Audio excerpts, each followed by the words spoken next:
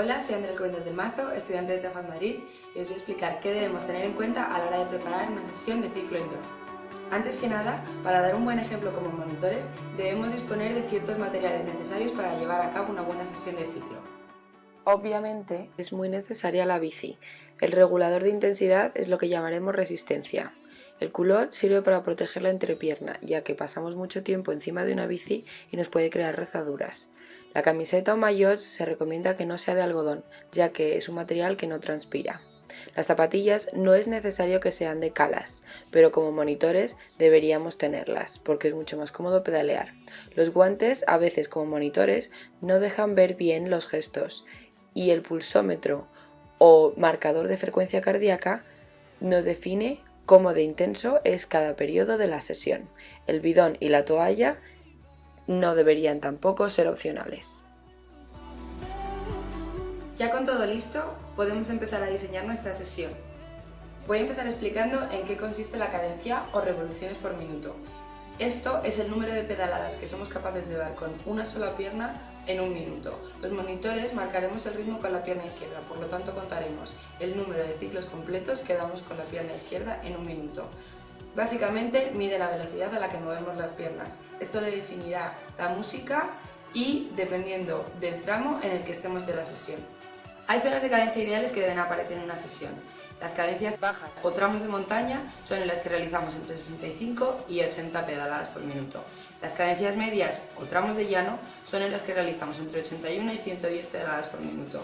Y las zonas de cadencias altas son los descensos o bajadas. En estas damos 111 pedaladas por minuto hasta 130.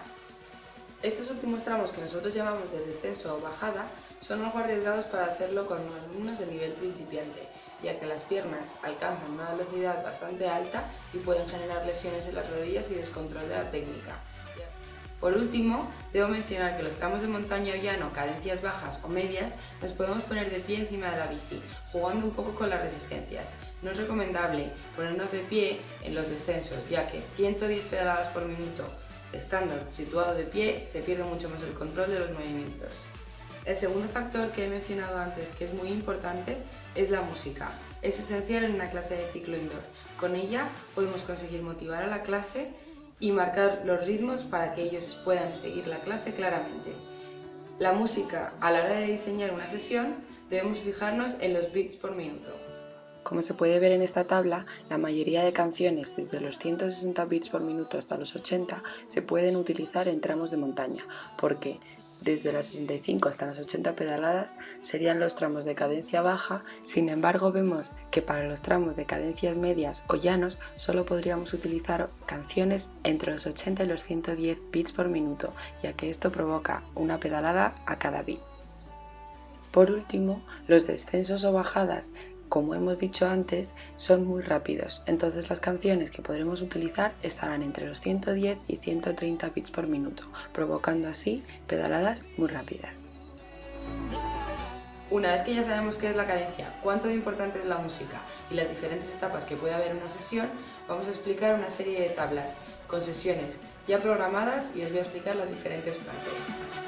Esto es un ejemplo de sesión utilizando el programa llamado B-Cycling. Comenzamos viendo que la resistencia es 0 en la zona del calentamiento. Siempre empezamos subiendo la resistencia, que estará en el lado de la derecha de la gráfica, aumentando y subiendo a tramos de montaña. Por ejemplo, nos encontramos el tramo más alto a mitad de la sesión. Lo vemos en rojo arriba. Podemos observar que hay dos tramos de intensidad alta o muy alta, dejando un espacio en medio de descenso o reducción de resistencia e intensidad para un descanso. Al final de la sesión siempre nos encontraremos la vuelta a la calma haciendo una reducción de intensidad y resistencia en la bici. Esta gráfica es un ejemplo diferente de una sesión en la que se mantiene la intensidad media y alta.